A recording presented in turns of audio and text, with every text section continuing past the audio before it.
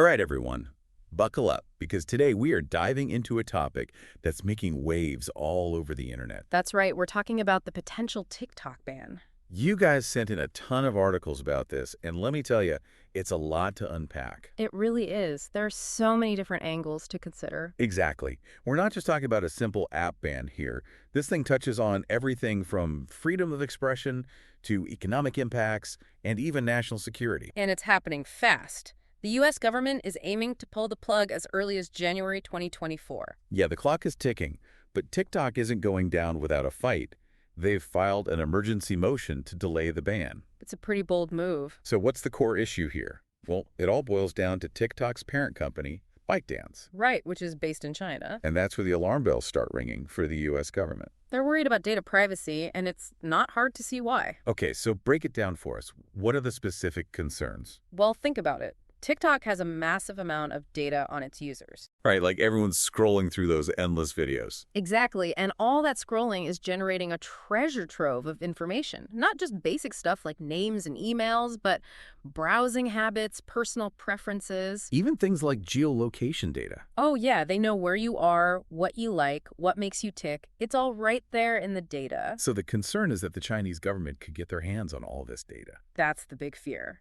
The articles you sent highlight some pretty unsettling possibilities. One even mentioned that this data could be used for targeted propaganda. Propaganda, like trying to influence people's opinions. Exactly, or even identifying individuals who hold dissenting political views. Wow, that's a whole other level of creepy. Just imagine being flagged by a foreign government because of your TikTok activity. It's a chilling thought, and it's not just theoretical. There's a lot of debate about how much influence the Chinese government actually has over companies like ByteDance. Yeah, I can see why people are worried. But on the flip side, there's been a huge outcry from TikTok users and creators. Oh, absolutely. For many people, TikTok is more than just an app. It's a community, a creative outlet, a source of income. Some of the articles even called it an economic lifeline, especially for younger creators. You know, one article really stuck with me. It talked about how these creators have built their entire careers on TikTok. It's their livelihood. A ban would be devastating, not just for them personally, but for the whole creator economy. Imagine pouring your heart and soul into building a business, only to have it ripped away. It's heartbreaking. So we've got these national security concerns on one side and the livelihoods of real people on the other. It's a real dilemma. Yeah. And then there's the legal battle itself. TikTok has filed an emergency motion to delay the ban. What are their chances of actually winning? Yeah, what does that even mean? An emergency motion? Well, it's basically a way for TikTok to say, hold on, let's not rush into this. They're asking the court to hit the pause button on the ban while they challenge its legality. So they're fighting back, saying this ban is unfair.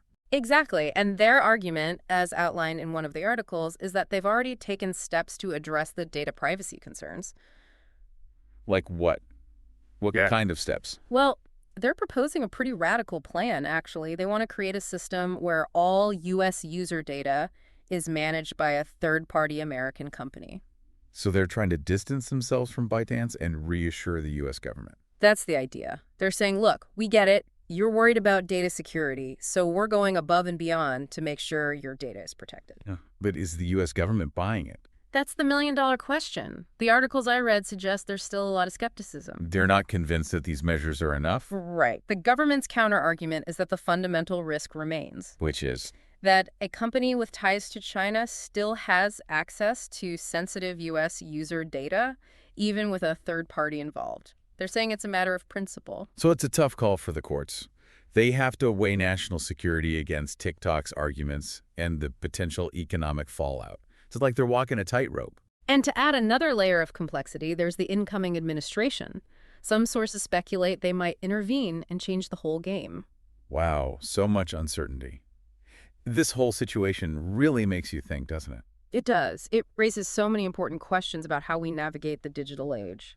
It's not just about banning an app. It's about finding the right balance between national security, freedom of expression, economic interests, and individual rights. Absolutely. We need to have a serious conversation about how much control government should have over our digital lives.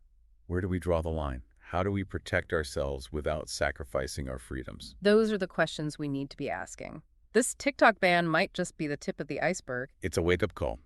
This debate is just getting started, and the outcome will have huge implications for all of us. So true. It's a story that deserves our attention. We need to keep our eyes peeled and stay informed because this is about more than just TikTok. It's about the future of the internet. Could have said it better myself. Thanks for joining us for this deep dive. It's been a real eye-opener. And remember, this story is far from over. Keep the conversation going, and let's figure out how to build a digital world that's both safe and free. Well said. Thanks for having me. And to all of you listening out there, thanks for tuning in. Today is your lucky day. Today is the day that our $3 website works for you, paying you directly to your PayPal daily. Imagine $3 ongoing continuous payments to your PayPal account. Imagine falling asleep and waking up to $300 in your PayPal account. How would this make you feel? How could this help you? What bills could you pay? What kind of fun could you have? What does that retirement look like now? All for a one-time payment of $3. This website is DFY done for you, fully built and completely hosted, and never stops collecting payments for you. You have spent $3 on coffee on a regular, but that coffee won't help you create multiple streams of income. Click the link below.